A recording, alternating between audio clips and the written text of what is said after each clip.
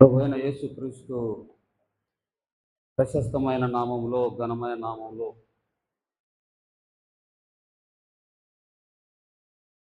శాంతమ్మ సోమదాసు గారి కుటుంబముతో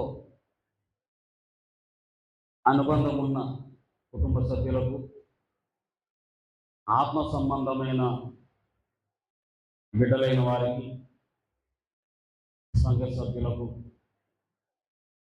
అన్న చెల్లెళ్లకు, అక్కారములకు, వారి చేత పిలువబడిన మీకు అందరికీ కూడా యేసుక్రీస్తు నామమందు శుభములను గాక. అందరికీ నా యొక్క వందనాలు తెలియజేసుకుంటున్నా. ఈరోజు శాంతమ్మ గారి జ్ఞాపకార్థ కూటము. శాంతమ్మ గారు ఇప్పటికీ సంవత్సరము క్రితము ప్రభువును నిద్రించారు. సంవత్సరం ముందు ఆమె మన మధ్యలోనే ఉన్నారు. ఆమె గురించి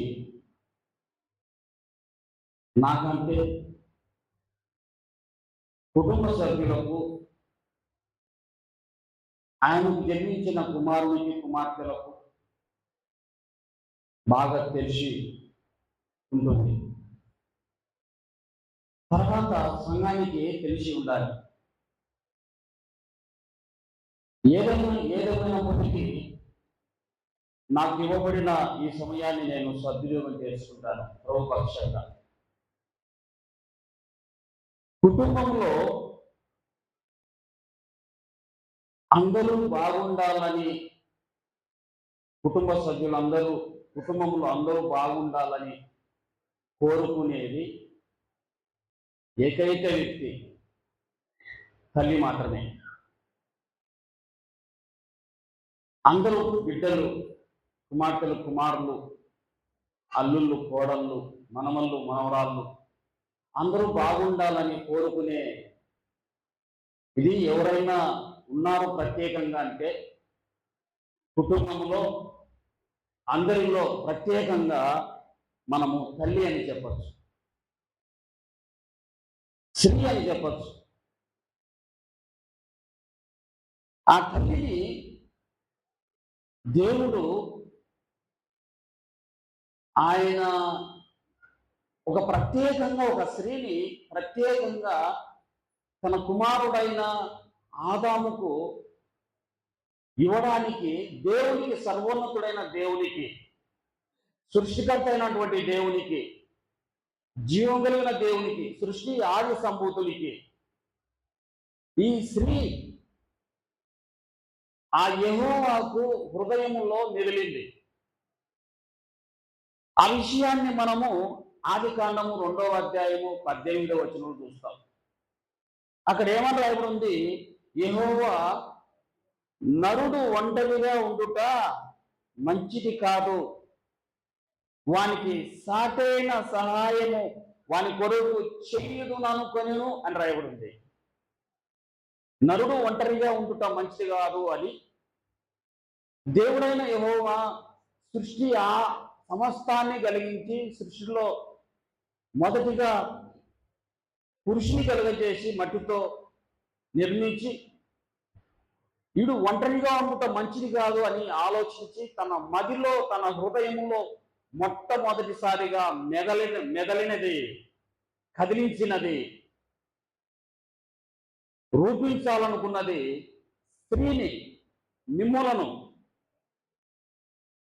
ఆయన తన హృదయంలో మెదలిన ఆమెను మరొక భాగము నుండి, మరొక చోటు నుండి చేయకుండా, ఆదాములాగా చేయకుండా, ఆదాముకు సాటిగా ఉండాలని, సాటైన సహాయంగా ఈ స్త్రీని, ఈ తల్లిని ఆయన పక్క ఎముక నుండి నిర్మించి స్త్రీగా నిర్మించినాడు. ఆయనను మనం అంటున్నాం, ఈరోజు అమ్మ అంటున్నాం.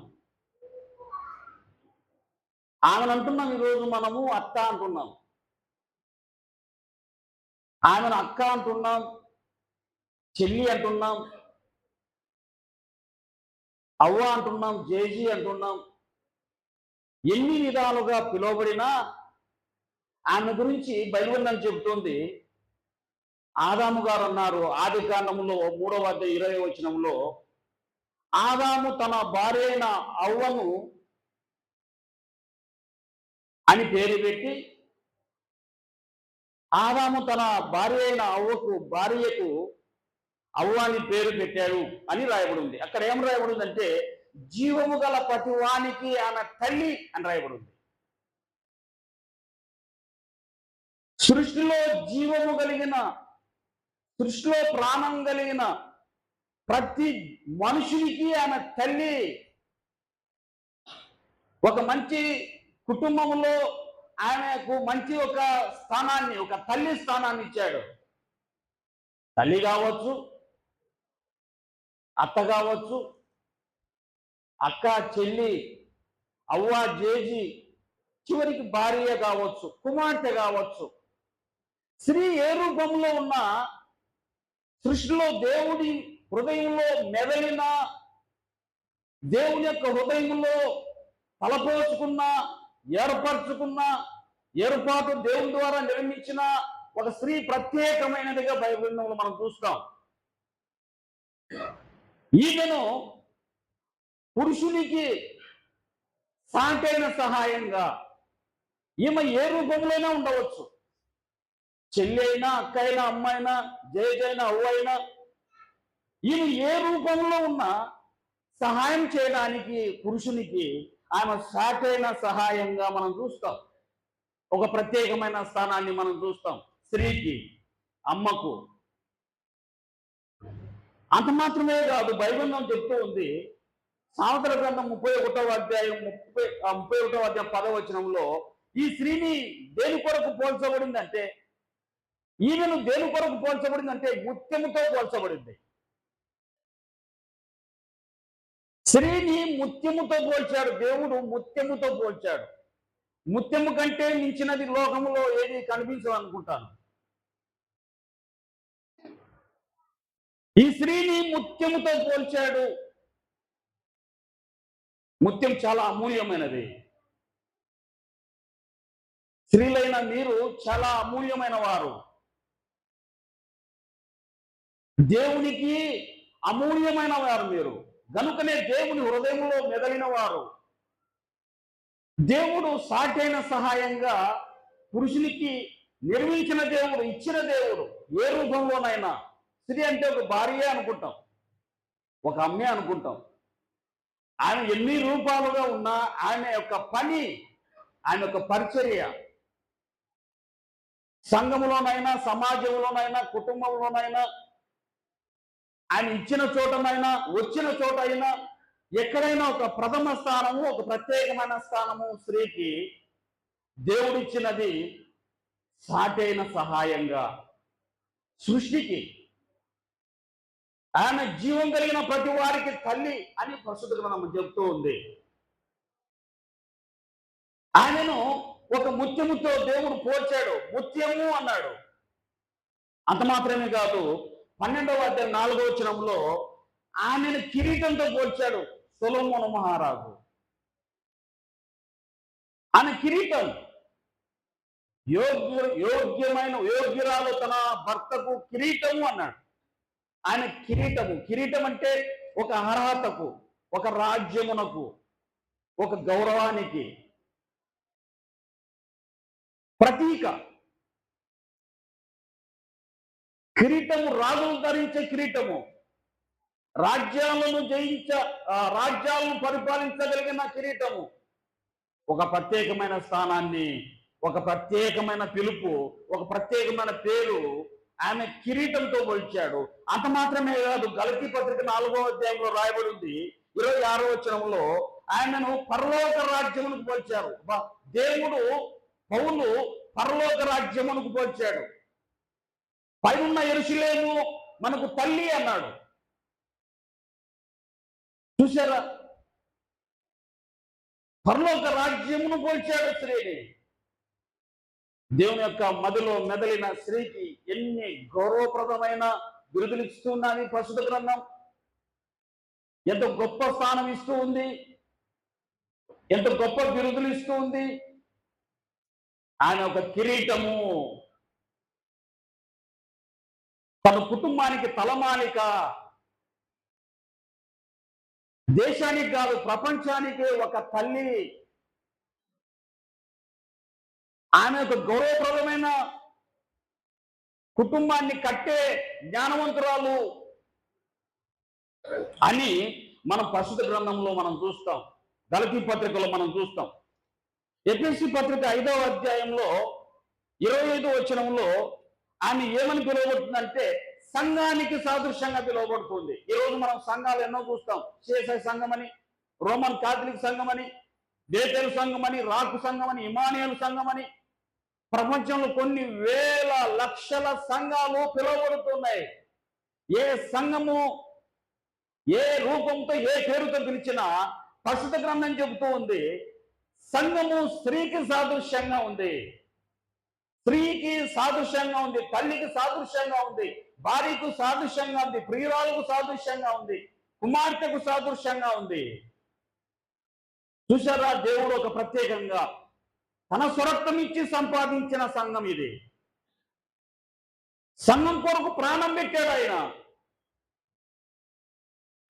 తన సంఘాన్ని భూమిపైన అలంకరిస్తూ పెళ్లి కుమార్తెగా, ఒకనొకడు పెళ్లి కుమారుడుగా ఆ పెళ్లి కుమార్తెలైనటువంటి సంఘాన్ని తీసుకెళ్ళడానికి ఆయన రాబోతున్నాడని పరిశుద్ధంగా చెప్తూ ఉంది.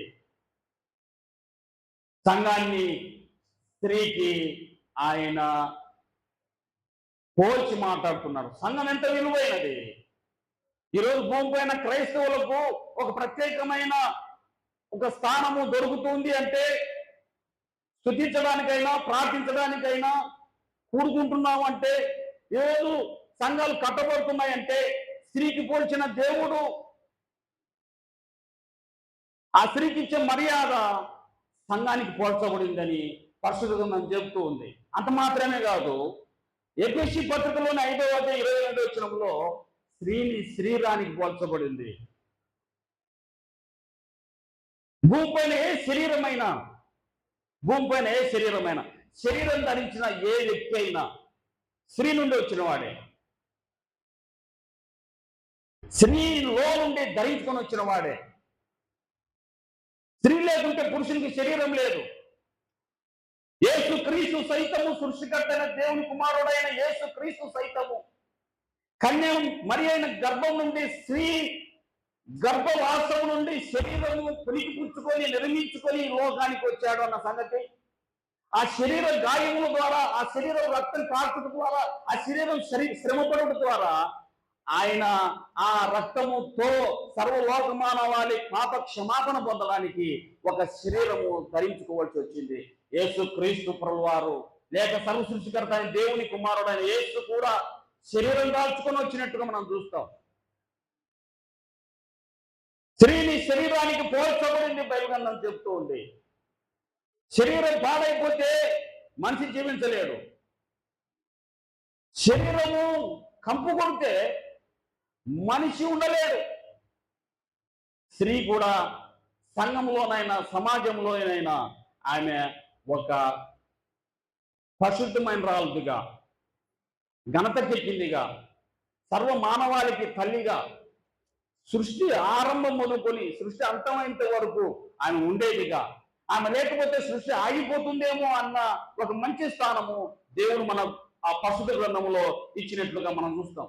పౌలు అంటాడు తిమోతికి రాసిన పత్రికలో, పౌలు అంటాడు 1 తిమోతి పత్రికలో 5వ అధ్యాయం 14వ వచనంలో స్త్రీలు గృహ నిర్వాహకులు అంటారు, గృహ పరిపాలకులు. అక్కడ ఆ మాట చాలా నచ్చింది నాకు. 1 తిమోతి పత్రిక 5వ అధ్యాయం 14వ వచనం స్త్రీలు గృహ పరిపాలకులు, దేశ పరిపాలకులు మనం చూసాం, రాష్ట్ర పరిపాలకులను చూసాం, ప్రపంచ పరిపాలకులను కూడా మనం చూసాం. కానీ స్త్రీలంతా గృహ పరిపాలకులు. ప్రపంచాన్ని అయినా పరిపాలించవచ్చు, దేశాన్నైనా పరిపాలించవచ్చు, రాష్ట్రాన్నైనా పరిపాలించవచ్చు. కానీ ఒక గృహమును, ఒక ఇంటిని పరిపాలించాలంటే అది ఎవరు సాధ్యం, ఎవరితో కాదు, ఒక స్త్రీతో తప్ప. ఆమెకున్న సహనము, ఆమెకున్న నిబ్బరము, ఆమెకున్న శాంతము, ఆమె తీసుకునే ఒక నిర్ణయాలు, ఆమె కట్టే విధానము, ఆమె జీవించే జీవితము, కుటుంబంలో ఆమె పరిపాలన కింద నిజంగా కట్టబడిన వారు, తల్లి మాట అయిన వారు ఆశీర్వదించబడతారు. ఆయన గృహ పరిపాలకురాలు. అవును, గృహ పరిపాలన అంటే సామాన్యమైనది కాదు. పొద్దున్నే తెల్లారుజామునే లేవాలి, మన పరిసర ప్రాంతాలంతా కన్నీగా శుభ్రం చేసుకోవాలి, కసువు కూర్చి లేచినప్పటి నుంచి భోగులు అమ్ముకోవాలి, పిల్లలు అన్నం చేసి సర్దాలి, వాళ్ళని రెడీ చేయాలి, వాళ్ళని స్కూల్కి పంపాలి, మళ్ళీ వాళ్ళు వచ్చేటప్పటికి మళ్ళీ వాళ్ళకు వంట చేయాలి, వాళ్ళు స్నానాలు చేయించాలి, భర్తకు సేవ చేయాలి. ఇంత అంత అని కాదు, ఆయన పండుకునే లోపు, ఆయన రెస్ట్ తీసుకునే లోపు ఎంత పని చేస్తుందంటే ఒక స్త్రీ అంత పని చేస్తుంది. చాలా మనం అనుకుంటాము నిజంగా ఆయన మనం ఆ పురుషులు సంపాదించే వాళ్ళు అనుకుంటారు, నేను తేకపోతే, నేను సంపాదించకపోతే, నేను ఇవ్వకపోతే కుటుంబం జరగదు, మనుగడ సాగదు అనుకుంటాం. లేదు, ఒక కుటుంబంలో ఒక స్త్రీ లేకపోతే మనుగడ సాగదు. ఆయన గృహ పరిపాలకురాలు. భర్తలు మంచి వాళ్ళైతే, యోగ్యమైన వారైతే, మంచి సంసారబద్ధంగా ఉన్నవారైతే అంత ఇబ్బంది ఉండకపోవచ్చు. కానీ కొన్ని కుటుంబాలలో, మన కుటుంబాల్లో మనమే చూద్దాం, తాగే భర్తల చేత, పట్టించుకుని తల్లిదండ్రుల చేత, కుటుంబంలో బాధించే అత్తమామల చేత వేధించబడేవారు, తల్లిదండ్రులు పట్టించుకున్నాక అత్తమామ ఇంట్లో పోరు పడుతూ బాధపడేవాళ్ళు, భర్త తాగి వచ్చి కొడుతూ ఉంటే, హింసిస్తూ ఉంటే వాళ్ళని చూసుకుంటూ, బిడ్డలు చూసుకుంటూ, వాళ్ళని పోషించుకుంటూ, పనికెళ్తూ, వాళ్ళ శ్రమ చూస్తే, వాళ్ళ కష్టం చూస్తే అంతగా ఇంతగా చెప్పే సత్యం కాని వేదన, కష్టము అటువన్నీ భరించే ఒకే ఒక్కరు కుటుంబంలో ఎవరైనా ఉన్నారంటే తల్లి. కుటుంబంలో ఎవరైనా ఉన్నారంటే భార్య. కుటుంబంలో ఎవరైనా ఉన్నారంటే అత్త. కుటుంబంలో ఎవరైనా ఉన్నారంటే కుమార్తె, అక్క, చెల్లి. స్త్రీ ఏ రూపంలో ఉన్నా ఎంత కష్టపడుతుందో, ఎన్ని నిందలు పడుతుందో, ఎన్ని అవమానాలు పడుతుందో, గృహ పరిపాలన కొరకు కుటుంబం కట్టడానికి ఎన్ని శ్రమలు పడుతుందో, ఆమె చేసే పని ఎంతని చెప్పగలం, ఏమని పొగడగలం, ఏమని వర్ణించగలము, ఎంతని చెప్పగలము. దేవుడు ఆయనను సృజించి పురుషుని కొరకై నిర్మించిన ఆయన యొక్క నిర్మాణము, ఆయన హృదయంలో మెదలిన ఆయన కృప, సర్వమానవాళికి జీవం కలిగిన ప్రతి వారికి తల్లిగా నిర్మించిన ఆయన యొక్క జీవితము, లోకములో ఆమెకు ఇచ్చిన గౌరవము. దేవుడు ఆమె గొప్ప తల్లి, గొప్ప స్త్రీ. ఆయన కుటుంబ గృహ నిర్వాహకురాలు, సంఘ నిర్వాహకురాలు. ఆమె యొక్క జీవితము దేవుని యొక్క బిడ్డల కొరకై అంకితం. అటువంటి గృహ పరిపాలకురాలు స్త్రీ. ఒకరోజు పశుగ్రంథము మనం చూస్తే, ఆదికాండము 18వ అధ్యాయము 1వ వచనంలో మనం చూస్తే, అక్కడ ఒక చెట్టు కింద, ఎండ పొద్దున ఒక చెట్టు కింద అబ్రహాం గారు కూర్చొని మాట్లాడుతూ సేవ తీస్తూ ఉన్నాడు. ఆ సందర్భంలో ముగ్గురు దేవదూతలు ఒక మనుషులలాగా వచ్చారు. వస్తే అబ్రహాం గారు వాళ్ళని ఎదుర్కొని, అయ్యా నా ఇంటికి రండి అయ్యా, కాళ్ళు కడుక్కోండి, భోంచేసి వెళ్ళండి అన్నాడు. అంటే వాళ్ళు వచ్చారు. ఆ ఎండ పొద్దున వచ్చిన వాళ్ళను చూసి భోజనం సిద్ధపరచడానికి గుడారంలో ఉన్న శారమ్మ గారిని పిలిచాడు అబ్రహాం గారు. పిలిచి ఏ పని అప్పుడు చెప్తున్నాడంటే, చూడండి, ఆదికాండం 18వ అధ్యాయం, ఆదికాండము 18వ అధ్యాయం 6వ వచనం. అబ్రహాము గుడారంలో ఉన్న శారా యొద్దకు త్వరగా వెళ్ళి, నీవు త్వరపడి 3 మానికల మెత్తని పిండిని తెచ్చి పిసికి రొట్టెలు చేయమని చెప్పాను. చూశారా, అబ్రహాం గారు ఒక పని అప్పచెప్తున్నారు. అమ్మా, మన ఇంటికి ముగ్గురు బంధువులు వచ్చారు, ఎండ పొద్దు నేను ఒక దూడను పని వాళ్ళకు చెప్పి వధించి, లేక ఒక గొర్రెను పని వాళ్ళకు చెప్పి వధించి ఆ మాంసం తీసుకొస్తాను. నేను అంతలోపు, నేను వచ్చే లోపల ఏం చేయాలి? నువ్వు ఏం చేయాలి చెప్తారా? ఏం చేయాలి? నువ్వు త్వరగా వెళ్ళి, చాలా త్వరగా వెళ్ళాలి నువ్వు. ఎందుకంటే వాళ్ళు మార్గమధ్య మంది వచ్చారు, వాళ్ళు వెళ్ళిపోవడానికి సిద్ధంగా ఉన్నారు. కాబట్టి నువ్వు త్వరగా వెళ్ళి, త్వరపడి 3 మానికల మెత్తని పిండి తెచ్చి, 3 మానికలు అంటే మనం 3 షేర్లు అనుకుంటామా? మనం చూసే షేర్లు కాదు అవి, మనం చూస్తున్న షేర్లు కాదు. మనలాగా మిక్సీ కొట్టే పిండి కాదు అది, మనలాగా పిండి మిషన్కి వేసే పిండి కాదు అది. దంచాలి, మామూలుగా దంచొద్దు, మెత్తగా దంచాలి. 3 మానికల పిండి గింజలు వేసి మెత్తగా దంచి ఏం చేయాలంట? నువ్వు రొట్టెలు చేయాలంట. ఇది మన గౌరవప్రదమైనది, మనకు మర్యాద కలిగించేది. నిజంగా ఈయన ఏం చేస్తాడంటే, బంధువులు వస్తే ఒక్క మాటతో చెప్పేస్తాడు, అజ్జయ్ అని తెచ్చేస్తాడు. అది చేసేందుకు తెలుస్తుంది.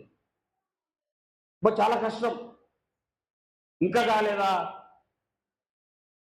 ఇంకా కాలేదా? అమ్మగారింటి వచ్చిన వాళ్ళని చూసుకోవాలి, అత్తగారింటి నుండి వచ్చే వాళ్ళని చూసుకోవాలి, స్నేహితులు వచ్చే స్నేహితులు చూసుకోవాలి. నిజంగా ఆమె కుటుంబంలో ఆమె పని, నిజంగా ఈ శారమ్మ ఏం ఒక మాట మాటలేదు. ఆయన చెప్పినట్టుగా లోబడి 3 మానికల పిండి దంచి మెత్తగా చేసి రొట్టెలు చేసి సిద్ధం చేసింది. ఆమె అనుకుంటూ ఉంది, నేను గృహ పరిపాలన, గృహ నిర్వాహకత్వము, గృహంలో ఇంత కష్టపడుతున్నానే, నేను ఇంత కష్టపడుతున్నానే, నా కుటుంబం కోసం ఇంత కష్టపడుతున్నానే నేను, నాకు గుర్తింపే లేదు. అవును, స్త్రీలకు గుర్తింపు ఉండదు.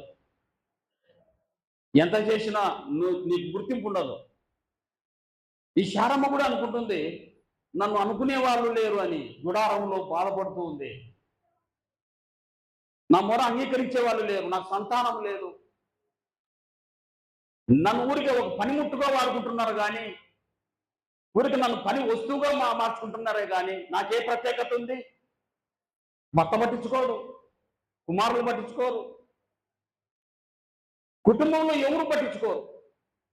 నా జీవితం అంతా ఈ విధంగా చేసి నా జీవితం ఇంతేనా అనుకుంటున్నారు చాలామంది స్త్రీలు, కష్టపడే స్త్రీలు. ఏం చేద్దాంలే, ఎందుకు చేయాలా నాకు గుర్తింపు లేనప్పుడు, నాకేం పట్టిందా అనుకోవద్దండి.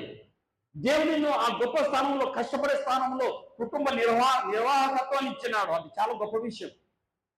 దాన్ని నిర్వర్తించడానికి నిన్ను ఉంచాడు, సాటైన సహాయంగానే ఉంచాడు నిన్ను. నీకు గుర్తింపు లేదని బాధపడద్దు. దేవుడు నిన్ను గుర్తించుచున్నాడు. హల్లెలూయా చెప్తారు ఒకసారి, హల్లెలూయా, హల్లెలూయా చెప్పండి మా, హల్లెలూయా. ఒక మంచి స్థానాన్ని దేవుడు, ఆమె అనుకుంటుంది, నాకు గుర్తింపు లేదు, నన్ను అనుకునేవారు లేరు, నన్ను పట్టించుకునేవారు లేరు. తిన్నావా, నీకు తినడానికి ఉందా లేదా అనే భర్తలు కూడా లేరు. తినడము, వెళ్ళిపోవడం, నువ్వు తిన్నావా లేదా అని పట్టించుకునే వాళ్ళు లేరు. గుర్తింపే లేదు స్త్రీకి. కానీ ఆ ముగ్గురు తిన్నారు. తిన్న తర్వాత వాళ్ళు అంటున్న మాట ఒకసారి మనం చదువుతాం బైబిల్ గ్రంథంలో. వాళ్ళు ఏమంటున్నారో చూడండి. 9వ వచనం, 18వ అధ్యాయం 9వ వచనంలో ఏమంటున్నారు వాళ్ళు, చదువుతారా? వారు అతనితో, నీ భార్య అయిన శారా ఎక్కడున్నది? నీ భార్య శారా ఎక్కడుంది? వాళ్ళు అంటున్నారు. నీ కష్టముతో నువ్వు చేసిన పనికి, నువ్వు చేసిన పరిచర్యకు, నీకు ఆర్డర్ వేసిన నీ భర్త గుర్తించకపోయినా చిన్నవారు గుర్తిస్తూ ఉన్నారు. దూతలు గుర్తిస్తున్నారు. వాళ్ళు అడుగుతున్నారు, చూడండి, వాళ్ళు అడుగుతున్నారు, నీ భార్య అయిన శారా ఎక్కడ ఉన్నదని అడుగగా అతడు ఇదిగో గుడారంలో ఉన్నదని చెప్పాను. అందుకు ఆయన, మీదికి ఈ కాలమున నీ యుద్ధకు వచ్చి ఉండగా మరలా వచ్చేదను. అప్పుడు నీ భార్య అయిన శారాకు ఒక కుమారుడు కలుగునని చెప్పాను. నీ భార్య ఎక్కడయా అని దూతలు అడుగుతూ ఉన్నాయి. దేవుని ప్రతినిధులు అడుగుతున్నారు. ఈ స్త్రీని గురించి ఎంక్వైరీ చేస్తున్నారు. అబ్రహాం గారితో, అయ్యా అబ్రహాం, బాగుంది వంట, చాలా బాగుంది, బాగా చేశావు, బాగా చేయించావు, ఓకే థ్యాంక్స్, వెళ్తున్నావు, టాటా బాబాయ్ అని చెప్పలేదు. తిన్న తర్వాత చేతులు అడుక్కుంటుంది, నీ భార్య ఎక్కడ ఉంది శారా అన్నారు. ఆమె అంతవరకు కనిపించలేదు. చేసింది అంతే. అక్కడ చేసి అది ఈయన దగ్గరికి పంపించింది. శారా అని వాళ్ళకు తెలుసు. నీ భార్య పేరు శారా అని చెప్పాడు, కానీ ఆమె చూడలేదు. కానీ తిన్న తర్వాత వాళ్ళు అంటున్నారు, నీ భార్య అయిన శారా ఎక్కడా? చూశారా, దేవుడు మర్చిపోలేదు. నీ భార్య అయిన శారా ఎక్కడా? ఆయన అంటున్నాడు, గుడారం ఉంది, ఏదో ఒక మూల ఉంటుందిలే అని. వాళ్ళు అంటున్నారు, మీదికి మళ్ళీ ఇట్లా ఒకసారి మేము వస్తాం.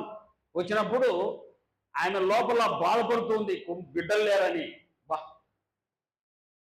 ఆయన లోపల బాధపడుతుంది, బిడ్డలు లేరని. మీదికి ఇక్కడికి వచ్చినప్పుడు, ఇక మీదటి సంవత్సరానికి ఇక్కడికి వచ్చినప్పుడు ఆయన కవికి కుమారుడు ఉంటాడు అని వాగ్దానం చేశారు. హల్లెలూయా! ఎంత మంచి! నిన్ను దేవుడు గుర్తిస్తాడు. నీ పరిచర్యను, నీ కుటుంబంలో నీ పరిచర్య, నీ పనిని దేవుడు గుర్తిస్తాడు. ఎవరు గుర్తించకపోయినా దేవుడు గుర్తిస్తాడు. గుర్తించి ఏం చేశాడో తెలుసా? ఇసాకునిచ్చాడు. ఇసాకు ద్వారా ఎవరినిచ్చాడు తెలుసా? యాషావు యాకోబునిచ్చాడు. యాకోబు ద్వారా 12 మందిని ఇచ్చాడు.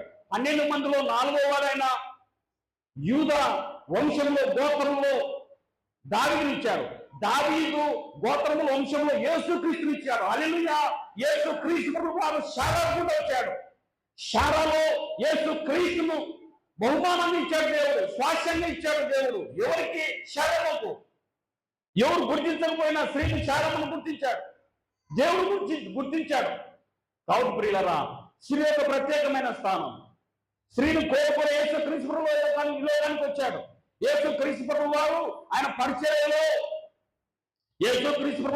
పరిచర్యలో, ఆయన పరిచర్య చేయకముందు, ప్రారంభించక ముందు ఆయన ఒక వివాహానికి పిలువబడ్డాడు.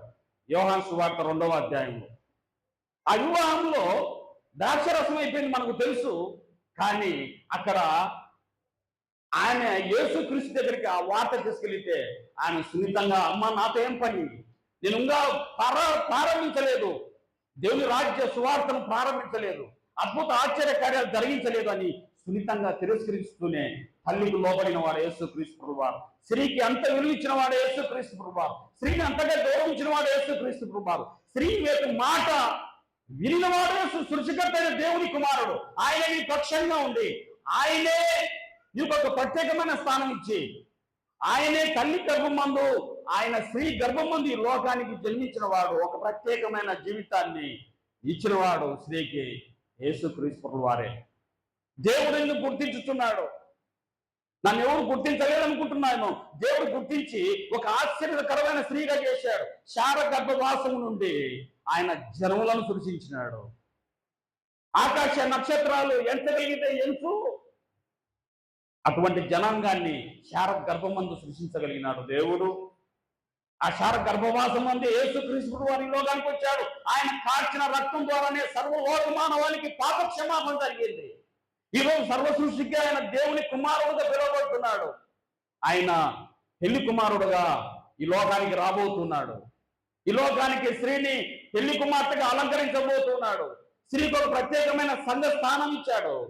అటువంటి స్త్రీ ఎప్పుడు మర్చిపోకూడదు లోకం, ప్రపంచము. అటువంటి స్త్రీకి ఒక మంచి దేవుడు ఒక కృపనిచ్చాడు. కాబట్టి దేవుడు ఎప్పటికీ మర్చిపోడు.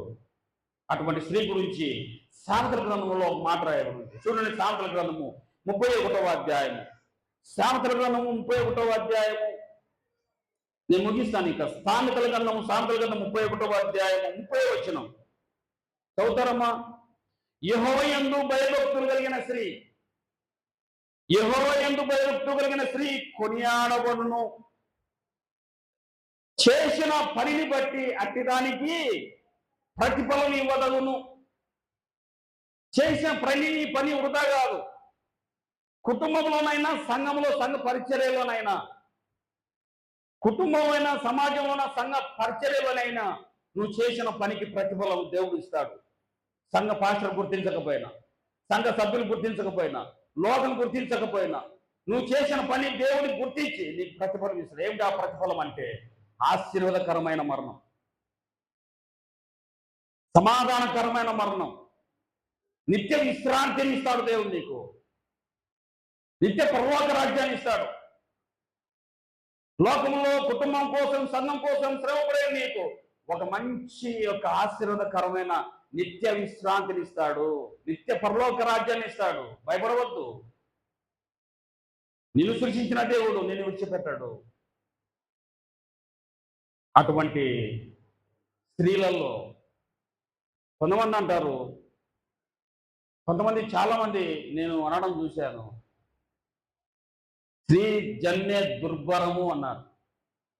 ఈ స్త్రీగా పుట్టకూడదయ్యా అన్నారు. వాళ్ళకు వచ్చిన కష్ట, బాధ, నింద, అవమానములు బట్టి అనుకుంటారు.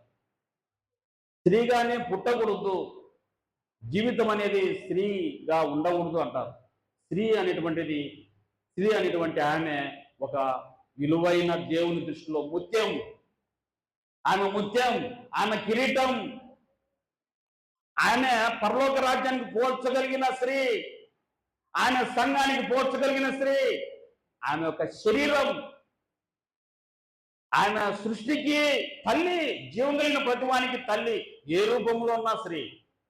అటువంటి స్త్రీగా శాంతమ్మ గారు దేవుని చేత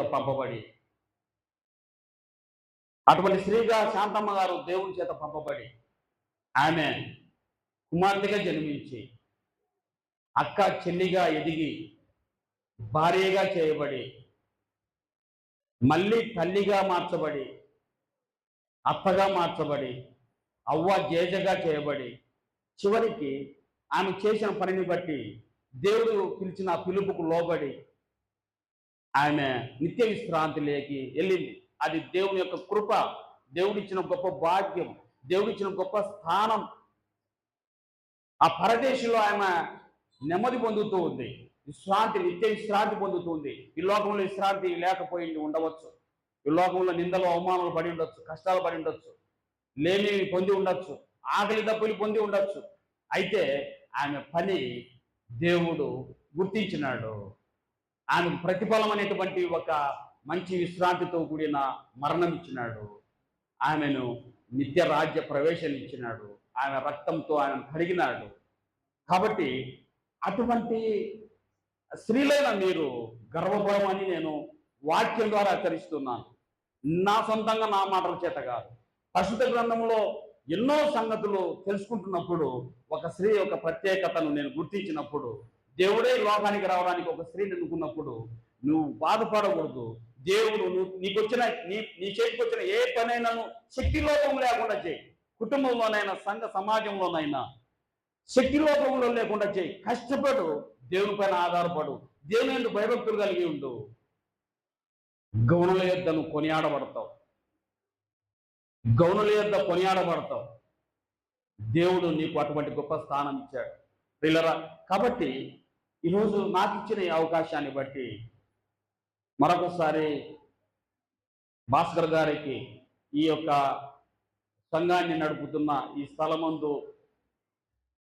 మరి సౌందర్శయ్య గారు చేసిన ఈ పరిచర్యను ఆయన కొనసాగించి, ఈ సౌందర్శయ్య గారు ఇచ్చిన దేవుని యొక్క పని ఆయన ముగించి, ఆయన నిత్య విశ్రాంతికి వెళ్ళి తన కుమారునికి అప్పచెప్పిన ఈ యొక్క పరిచర్యను, ఆ కుమారుడు కోల్లి వారిరువురు, ఈ సంఘము దేవుని యొక్క శరీరం అని, స్త్రీ అని, జీవం కలిగిన ప్రతి వారికి ఇక్కడ జీవం ఉంటుంది, వాక్యము జీవం అని వారు కష్టపడి నడిపించి ముందుకు సాగాలని మనస్ఫూర్తి కోరుకుంటూ, నాకు ఈ అవకాశం ఇచ్చిన మరొకసారి భాస్కర్ గారికి నాకు వందనాలు తెలియజేసుకుంటూ, అటువంటి కృప దేవుని యొక్క తల్లులైన, దేవుని యొక్క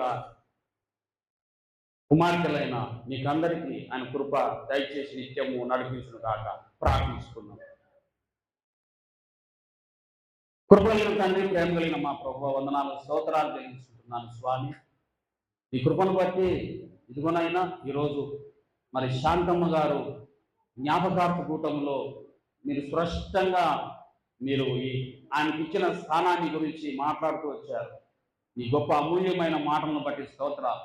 విన్న ప్రతి ఒక్కరూ కూడా ప్రభువా నైనా స్త్రీలు తల్లులు గ్రహించి ఈ లోకంలో ఓర్చుకొని నీ నిత్య రాజ్య విశ్రాంతి నా దేవుడు నాకు ఇస్తాడు అని నన్ను విశ్వసించుటకు సహాయం చేయండి. అవునైనా మీరే ఆ స్త్రీకి కుమారుడుగా పుట్టాడు కదా, మీరే ఆయన మాట వింటున్నారు కదా, ఆయన ప్రార్థించినప్పుడు మీరు వినగలిగిన దేవుడు కదా. అవునాయన ఇక్కడ చేరిన పురుషులందరూ కూడా ఆధిపత్యం స్త్రీలపైన వహించకుండా స్త్రీ కూడా నాకు తల్లే, స్త్రీ కూడా నాకు భార్యే, నా చెల్లి, నా అక్క అన్న విధంగా ఆ స్త్రీలను గౌరవించుటకు సహాయం చేసి తండ్రి మరొక్క పర్యాయం తండ్రి నీ బిడ్డల్లో ఈ వినికిడిలో ఈ మాటలు ఫలింపజేసి మీరే మహిమ పొందమని మరొక్క పర్యాయం ప్రభువా మరి శాంతమ్మ గారికి నిత్య విశ్రాంతిని మీరు ఇచ్చినందుకు ఆమె శ్రమంలో ఆమె కష్టంలో నేను ఈ లోకంలో శ్రమపడే శ్రమ అంతటిని తొలగించి నిత్య విశ్రాంతిలోకి మీరు నడిపించుకున్నందుకు మరొకసారి కృతజ్ఞతలు చెల్లించుకుంటూ ఆమె విడిచి వెళ్ళిన తన భర్త తను ఈ లోకంలో నిత్య విశ్రాంతి పొందిన తండ్రి వారు విడిచి వెళ్ళిన మరి నైనా కుటుంబ సభ్యులకు ప్రత్యేకించి కుమారుడు నైనా బాసులు గారికి, కోడలనైనా మరి సువర్ణమ్మ గారికి, కుమార్తెలకు, అల్లుళ్లకు, మనవళ్ళు మనవరాళ్లకు, కోడళ్లకు నీ కృప దయచేసి వారు నైనా చేసిన ఈ ప్రతిఫలము ఈ సంఘాన్ని అభివృద్ధి చేసి వచ్చిన వారందరినీ బలపరిచి దీవించమని ఆశీర్వదించమని మీరే ఘనత మహిమ ప్రభావాలు పొందమని మన ప్రభు అయిన యేసు క్రీస్తు నామం నిరంతరం ఇక్కడ కొనియాడబడిన కృపను గురించి సహాయం చేయమని యేసు క్రీస్తు నామం మంది మనవులు అడిగి వేడుకొని ప్రార్థిస్తున్నాను తండ్రి. ఆమేన్.